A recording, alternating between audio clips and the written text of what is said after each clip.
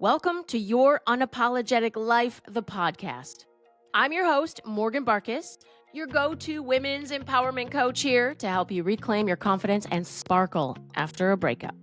I'm excited to share my high-impact free video training. It's called Bounce Back Quick, 5 Confidence Boosters After a Breakup, filled with actionable strategies to help you take control and feel empowered again.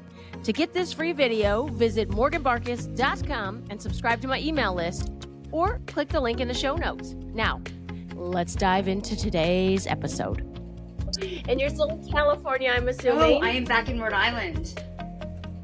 Oh, I'm back. really? Yes. Okay, what are you doing? Tell me everything. Is the man in Rhode Island? The man is in too? Rhode Island, yes. So when COVID hit in California, all of the locations that I was working for closed down. And when they were about to open, coincidentally, my lease was up, and also the realization that my position was not going to be able to be afforded in the business anymore because it was bare bones. So they needed the basic people to run the studios. So I was like, you know what? I left when I was 18. I'm going to go home and get to know my family again. And let me tell you, the best decision I ever made in my life. It's just been so healing. Just amazing. Amazing. It's not California. It's not Miami, but my family's here. So yeah. I feel too. I'm very close to my family, and now being able to watch my niece and nephew. My niece graduated. My nephew graduates this year. He plays travel basketball, and sometimes he's in Chicago, and so I get to be there. And I leave, and I think I'm so glad I'm here because I've been so far away. Wisconsin, right? Yeah, and I live near Chicago, and it's a short drive. Okay. So, I mean, relatively speaking, having lived in California and Florida and Kentucky, it's just, this is the closest I've been to home in a very long time, and I like it. Good. You think you're going to stay? I am, because I like my job enough that it's a good job, and it's a job where I have to be here. Right. So Good. I'm glad. Okay, so you met the guy in Rhode Island then? So I did. Yes, I did. He was one of the second guys that I dated here in Rhode Island. But I did meet him here. Well, I didn't meet him here. I met him on Hinge. But that's technically, like here. Yeah, so I met. Yeah. Local. At least he's local. At least he's local. That's a good thing. Yeah. Yeah, for sure. That's how I felt. I was in a long distance relationship for 4 years, and I was like, I don't ever, if someone needs to be like, can you be here in 20? Kind of for me, I'm at to the point now. It's like, I don't want to do anything. You're not in another country, in another state. No. Yeah, I know. So, I've done that too. It's overrated. Sometimes it's really nice because you get your alone time, but you can have that anyway. So yeah. I get plenty of that. Yeah. And I feel like, I was telling a girlfriend of mine the other day, I said, I don't necessarily at this point in my life want to live with someone. I don't know. I don't have a burning desire to get married. It's more, are you reliable and consistent enough that we have an understanding that we can travel together on Sunday? I can be like, hey, you want to come over and watch movies and sleep over? Like, I just want someone who's reliable and consistent enough, and who I'm comfortable enough that I could do that with. And so, yeah, I don't necessarily want to live with someone. I mean, maybe if it got to that point, but I don't. It's so funny that you say that, because when I felt that way when I wasn't in the relationship I was supposed to be in. I was just like, sorry. Yeah. I want to rephrase that. I wanted those things when I wasn't in the relationship that I wanted to be in. I felt like, I wanted to be married. I wanted this because I was always trying to achieve some kind of, some kind of confirmation, right? Like that's, for me, that was confirmation. And now that I feel wholeheartedly in love and loved, I don't feel the need to have all of those things. All of the things that, we've been told that matter about consummating a relationship. I just don't need it anymore. It's like a really liberating feeling. It is. Yeah, it really is. And well, in our generation of women, I feel like also we're lucky that it's no sunshine and rainbows all the time. And we have had to make our own way, make our own money, make our own life. And so we've realized we're not dependent on anyone. So if you're going to be a true partner to me, here's what partnership looks like to me now. I don't need you for money. I don't need you for a place to live. There's certain things, and not to diminish the value that a partner brings, but it's like the things that mattered 20, 40, 50 years ago don't matter anymore. Right. I don't need you for those reasons. So what are you bringing to the table as an equal partner that I want to spend time with, not someone I'm depending on, or that I have to do certain things with you to hit certain milestones. I'm like, I'm good with how my life is. I just want someone to go get dinner with me because I want to check out this new restaurant. Like, so it's different. Yeah. So It's I didn't operate like that. I operated from a place of being dependent on someone because I really didn't know who I was or my self-worth or what I had to offer the universe. So I was always dependent on someone to kind of validate me, I guess, from my worth. So I think that's also another really big thing about finding, for me, the true love is really getting to love myself and be in a place where I'm okay being alone. And it was almost like it was overnight. It happened. And that's really significant for me because I've battled, I know you and I in the past have talked about it, but I've battled with certain kind of, certain types of insecurities that really manifested themselves in my life in a horrible way. So it's just so freeing and so good. And, those things resurface, of course, every once in a while, but you know what, you have the tools. Oh, absolutely. I have the tools to know now that they're just thoughts and I can choose to give positive or negative attention to them. So I usually choose neutral, but I have for years hadn't been triggered in a way that I was not that long ago. And I found myself in the Whole Foods parking lot eating popcorn. And I was like, wait a second, this is one of my negative coping mechanisms when I'm trying to protect myself and hide. yeah. And I was like, because I felt anxious while I was doing it, and I was like, oh, this is an old behavior I haven't seen in years. And I'm like, yeah, I gotta go home and journal. And I did. I went home and I journaled because I thought, what is coming up for me right now? This situation that I was in with a guy triggered something in me that is making me react in a really not good way, that is sabotaging me. And so the bad behaviors definitely come up, or I shouldn't say bad behaviors. It's like unproductive coping mechanisms. Yeah, it's a really good way to put it. It is the way to put it. Unproductive coping mechanisms for sure. Yeah. And I've definitely done my therapy since a few relationships that didn't work out. Especially the one that happened. God, this was a year and a half ago or so.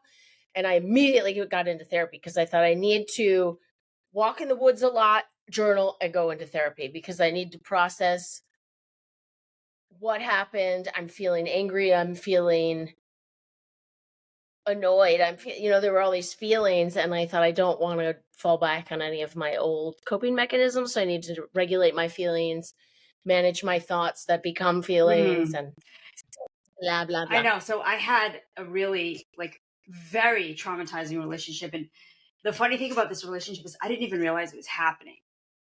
I just thought I was kind of insane. I thought that I didn't really know what narcissism is. And I still don't know if I believe in all the labels and everything, but I got out of that relationship and I was like, what just happened to me? Seriously, number one, who was this person and why did I let myself go through this?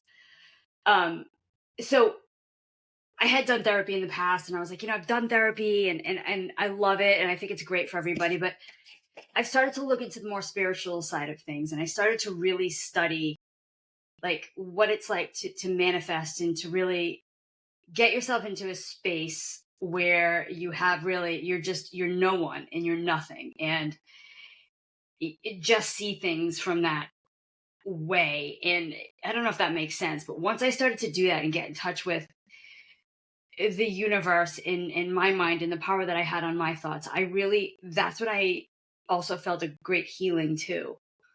So I started to read a lot of books. This one book called Being Supernatural. I don't know if you've heard of this one. It's absolutely amazing. It kind of ties spirituality, the laws of the universe, and actual science about how you can train your brain to think certain things, or just to be open and basically manifest your life, right? Like think your life into existence. So say the name again, because I'm going to have to Google this after. Being Supernatural by Joe Dispenza, Dr. Joe Dispenza.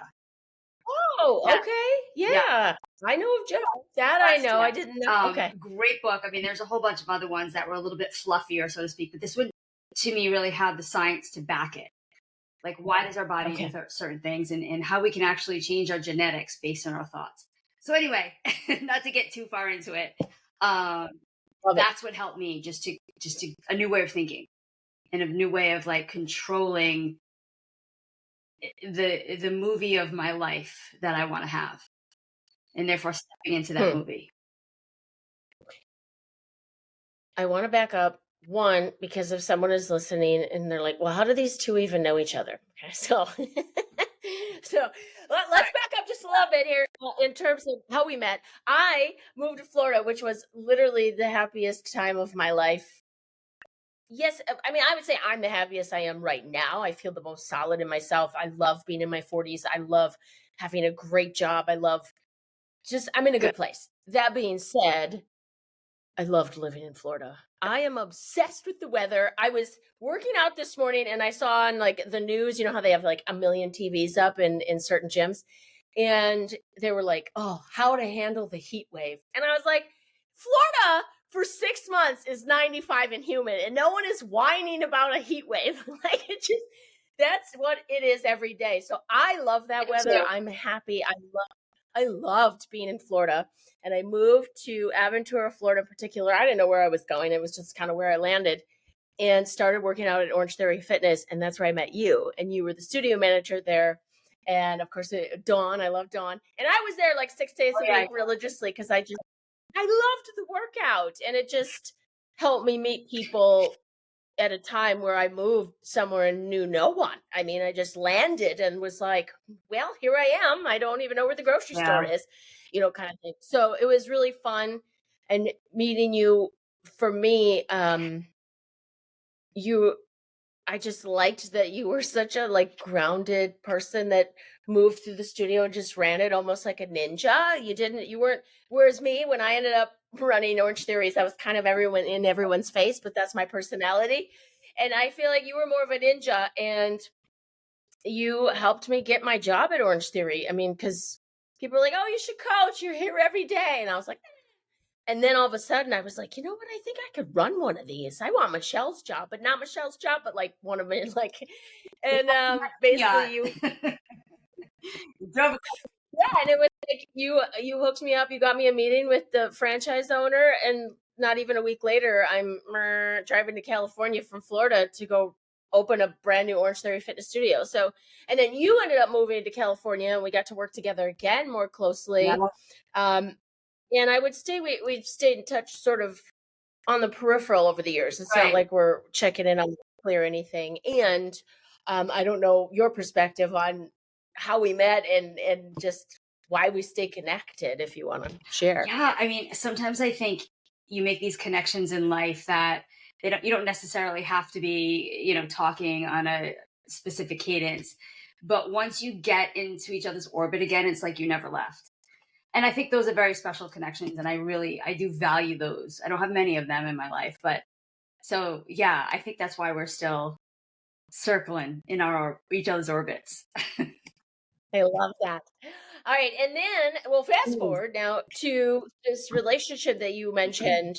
Tell me more about, because correct me if I'm wrong, you were married years ago. I'm assuming it wasn't that person, maybe something else that wasn't the best choice. And when and how you realized, not to get into this person and any flaws or whatever, just when you knew it wasn't right for you, the relationship, the situation, this match was not where you needed to be anymore. Oh, wow. I knew it was right for me pretty much was wrong for me. Sorry. Pretty much from the get-go. And you pursued anyway. So tell me more. It's not like I pursued it. It was kind of all consuming in my life. And the more I waited to exit, the more difficult it became. And I think it it was just all consuming. It had to, this person was involved with my friends.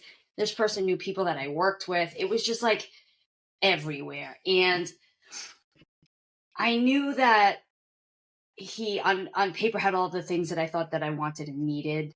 And I was kind of holding on to that because at that point I still didn't really know who I was. My identity was kind of coming through, but I didn't know at that point. And I just want to say this, that whole relationship, when I think about it, I blame myself for letting it happen. I don't blame him for the actions that most people would probably say, oh my God, that's awful. I can't believe he did that. I say to myself, you made the choice to stay, right? And it's on you. And I think that also kind of helped me get over it too. Like I had to forgive myself. Forget about that person and what he did and the actions and the choices that he made. I made the choice to stay. So, but I didn't know it was wrong, but I would constantly look for things that showed me that it was right. And it lasted way longer than it should.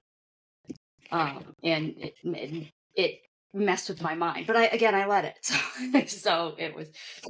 I get that because I think of it like that too. Because I've met girlfriends that are like, "Oh my God, I can't believe I wasted so much time, and I can't believe I let this happen." And I've even felt that where you're like, "Wow, if like attracts like, what is it that I'm putting out into the universe that I attracted this person?" And then even when I knew it wasn't the right fit for me, I stayed. I when you said blame, do you have a reframe for that? Because my reframe became, what is the lesson in this? Like this person came into my life. I chose to keep this person in my life to learn a lesson. What is this lesson? For better or for worse, it is a lesson. And so when you said blame, I felt like I wanted to give you a hug because I thought it's not necessarily that you made a mistake or like if everything happens for a reason, there's a reason why that person was in your life and in your life for the amount of time that he was. And so what did you learn about yourself? What did you learn about boundaries, standards? This is what I learned. And this is something positive that I learned about myself. I learned that I can love someone selfishly, which I understand is not always the best. I know it's not always the best thing because you do need to love yourself first. But I think in my previous relationships, it was all about me and what I wanted and what I needed. And I was very selfish and young and silly and all into my own stuff. And with this particular person, like I felt like I loved selflessly or selfish Leslie. Less self, not selfish. And I think for me, that was really good for me to see that I could love someone without thinking about me first. And I don't believe that that's the right way to do things now, but it made me kind of realize how selfish I was in the past. And I think that was a good realization for me. It helps the way I love now.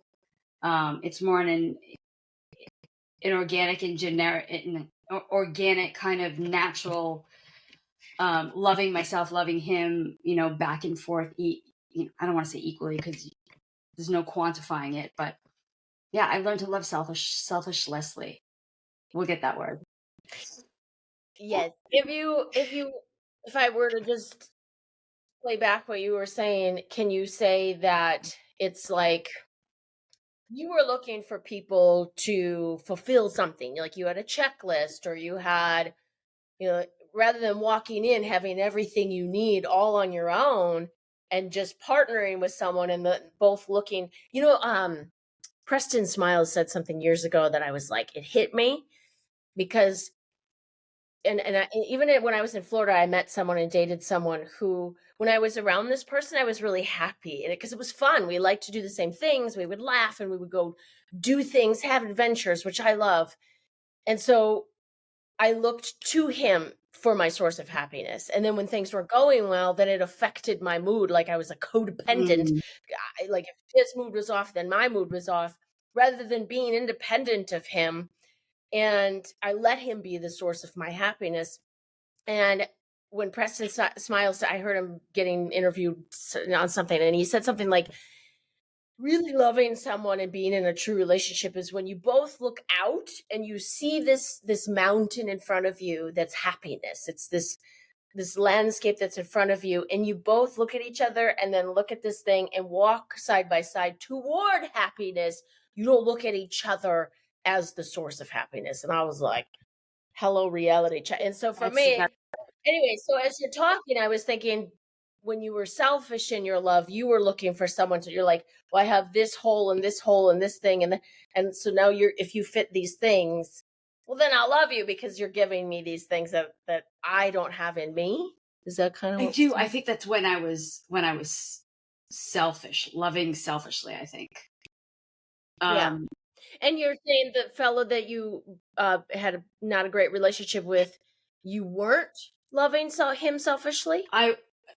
No, I wasn't. I was loving. Yeah, I was loving him without worrying what it was, what I was getting out of it. If that makes sense. Well, that's good. So you learned that about yourself, that you could bring forward. Right, that I could give to someone, which was really good, but not in the way that it ended up manifesting itself, because it was like, it was too much, but at least I knew I had it in me, because I was afraid for a while that I was just like, I was just selfish and it was all about me. And it was just a realization that I had, like, okay, it's not always about you. Maybe this particular time it should be, and it should have been, but it wasn't. Yeah. And I'll never, ever use my precious time or put myself in a situation again that I don't want to be in. It just will never happen. And that was a great realization too, because I did that a lot. Put myself in situations because maybe it wasn't easy to get out of, or, there was pressure around me to stay in, or pressure I put on myself. And I know that will never happen again. So that's amazing too. Really, really good. For the listener who may be in a relationship that he feels like, I don't know how to get out of this, or I know long term this isn't where I should be. How do I get out? What did you, when you realized I need to remove myself from this now, I need to get out, what did you do? What did that look like? What were you feeling? How did you get how do you end it? How do you walk away? I know, that's a great question, Morgan, because for me, COVID was that catalyst, right? Like everything that happened with COVID, it was like the universe was giving me, was lighting my path out of this relationship. And I think maybe what I would say is just, you stop thinking that you can't, and then, use the opportunities in front of you too. Like, really take the step. It's going to be scary. It's going to be messy. It's going to be sad. You're going to be letting people down. But at the end of the day, you're all you have. And you have to do those things for you. So you have to be aware of the opportunities to leave, which I guess are anything, right? Like, you don't really need one. But for me, the catalyst was what happened during that time in COVID. And I don't know if I would have left at that point. I don't know. I really don't know. I hope I would have, but I don't know. What did you do? Like, hey, so, in this whole mess, I'm going to go ahead and move back close to my family. I think so I don't think this is going to work out. I mean, is that? I actually left because bye, I might never see you again. I did. I packed up. I packed up everything and I left, and I didn't speak to him for a while. And, funny thing is he didn't bother to get in touch with me either. Okay, well, there's a sign. There's a lot more to it. There was a lot of, the terms we've now, like ghosting and gaslighting, and there was a whole lot of that going on. And there were periods of time where I would be reaching out and I would hear nothing back. And so it wasn't abnormal for these things to happen between us. So yeah. So, but I just think that you have to realize that you need to be in a space where you can be you, and feel happiness or be closer to happiness. And you can't, like, we don't have a lot of time on this world. So, just take the steps to get yourself into a better situation. Even if they're baby steps, just take the steps. My metric when I needed to walk away was, am I crying more than I'm smiling and laughing? And and in each situation, there was a point where it was like, yikes, I'm feeling sad and crying way more than I'm happy. It's time. Yeah, that's to a go. really good sign. So for me, that was my metric. Yeah, that was for my sure. metric. Now, so you move, you leave California, go back out east by your family, and so it sort of just dissolved. It's not like there was and we're done. Oh, It just no. kind of. Oh, no. So I came back home and I said, I'm gonna get into the dating pool again. I'm gonna get on whatever apps there were, and I met someone, really, really nice guy. Hung around for a little while, and then Mr. Wonderful comes back and is like, oh, all of the things that I know I wasn't, and it said everything perfectly. Like everything the way, whatever I wanted to hear from him over the past so many years. And I ended up hurting this really nice guy that I started to date, and I went back. And yeah, it was crazy. I mean, he lived in California, and he'd come and like just show up, and it was just all strange. So I got back for a while, and then I went back to California to see my son, and I visited him, and he said something like, I'm not going to be available the month of July. And we're sitting in a restaurant, and he was bringing me to the airport. And I said, looked at him, I said, okay. Didn't say anything else. I got on the plane, and I was like, done. I was like, that was really it. Yeah. I'm not going to be available the month of July. I was just like, come on, guy. And you're like, and I'll be available never. Yeah. Ever. And it was just like, yeah, wow. That was a great feeling. So, I mean, there's still, there's still some kind of like, entanglements that are still trying to be worked out, unfortunately. But that part's done, and I'm good, and I feel clear and just kind of light about that whole situation. So, yeah. Tell me about like a week after, a month after, how are you processing? Because even when it's for the better, and that in your heart of hearts, there's still a loss. Like you're used to talking to someone every single day, Right. or not, or you're just like, you have a partner now. All of a sudden you don't, and there's just some feelings that you go through. How did you, besides the book that you mentioned, what was your process in processing the loss and the change, and like what's next? Oh my gosh. So I had the amazing opportunity when I came back to Rhode Island. I didn't know what I was going to do, and I moved in with my parents. Right. Now it was going to be very, very short term, and it ended up being like almost 2 years. And it was so amazing for me and so healing to be around people that just truly loved me. You know what I mean? They love me for my good, my bad, whatever. And they just truly love me. And that was so healing. And it brings tears to my eyes to this day. That's the reason that I got through those initial months. And they still are. They're a huge light to me. They live right down the street. And I mean, it's such a unique position at 50 to be living with your parents. I know, like the way people kind of look at it, and it doesn't really matter, but wow. I mean, just lucky to have that opportunity, because not a lot of people do. And that's how I got through it. Hands down. Yeah. Beautiful souls, those guys. That's awesome. They are. Mom and dads are ride or dies, if we're lucky. That's awesome.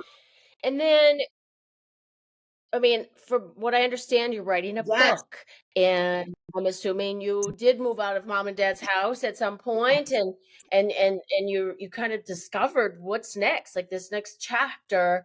I have a phoenix tattooed on my back, because over and over, I feel like there is a point where you kind of just go, and you have to die in a way to then be reborn and come back brighter and stronger.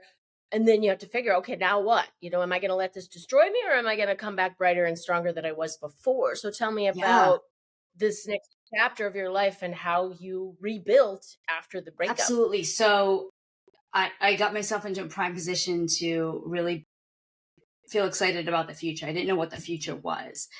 And I also had a lot of really, really good stories about the relationships. And not only that one, things that I've been through. And I said, you know what? I don't know if anyone's ever going to read this. And I guess it really doesn't matter.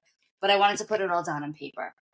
So that's what's going on now. And that's one thing. And I don't know really where that's going to land. But what that led me to was to be really in touch with my creative side. So I started to write children's books. I've one called Tommy Tuba for my son Tomas, Crash Sabas, in the Green Path. And I have the books written. I am in the process of figuring out some kind of illustration for them. And my goal is to get one of them published before my first grandchild's born. It could be any day because I have a married child. So that's more of like a creative goal I have. And Michael and I've been searching for what I'm going to do. You know, I still have a lot of time left, and these are the biggest money-making years. And what am I going to do? I know what I can do. I know what I've done, and I really don't want to do that anymore. I want to be an entrepreneur. And Michael and I have been kind of throwing around this idea to deep dive into Zodiac. So almost like Zodiac on a granular level. Basically giving people more insight onto the day they were born rather than being part of a sign. Like I'm in Aries. Well, what does that mean? Right? I mean, there's different, you fall in different parameters of what an Aries is. So we're diving into that.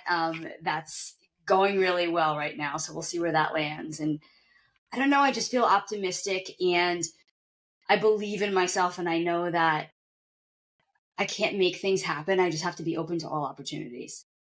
So I notice when I'm all open to all opportunities come. So, yeah. So we'll see. Yeah, we'll see. And as you met someone who's amazing, like you said, you didn't go in thinking in a selfish way, like, what can this person offer me? What can I get from this? You came in as a whole person, a healed person. Yes.